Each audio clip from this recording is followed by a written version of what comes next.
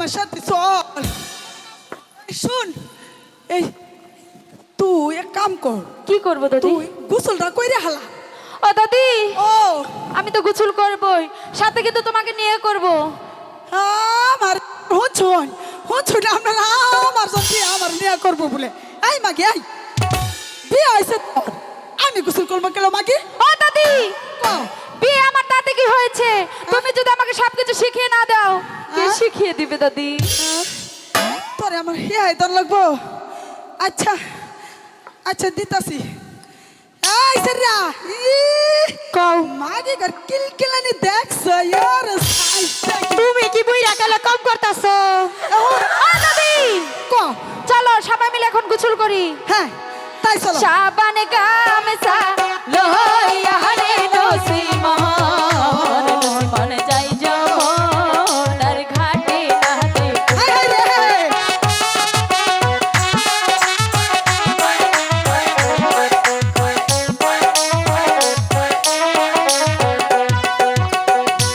সাবানে গামছা লইয়া রে নসিমন, নসিমন যাই যমুনার ঘাটে নাতে।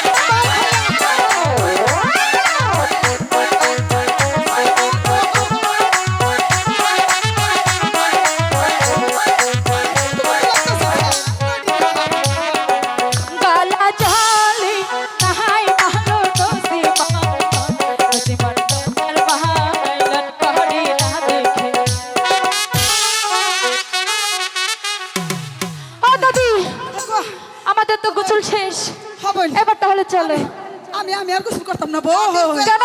আয় আয় আয় আয় নসিমে না চল সখী, চল। আয় মাগি আয় তোর আবার খার রেছিস কে খারে খারা খালি কিলকিল কিলকিল কিলকিল চোদাও না কি হয়েছে তোমার লও?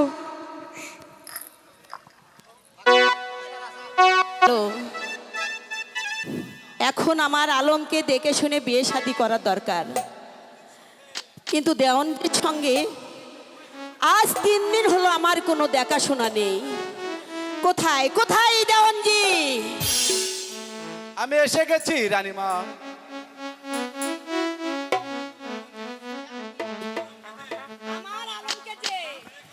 বিয়ে করাতে হবে, একটি ভালো পাত্রী দেখো। রানীমা, আপনার কাছে কি কোনো পাত্রীর সন্ধান আছে?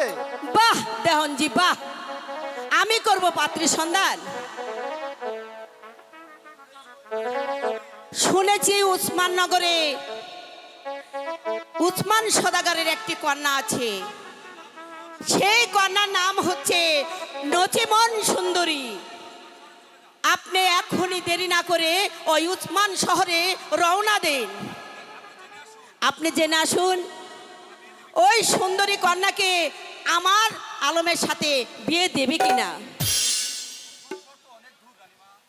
ওসমান শহর তো অনেক দূর দেওয়ানজি, রানীমা। সেখানে বা আমি কেমন করে যাব? দেওয়ানজি,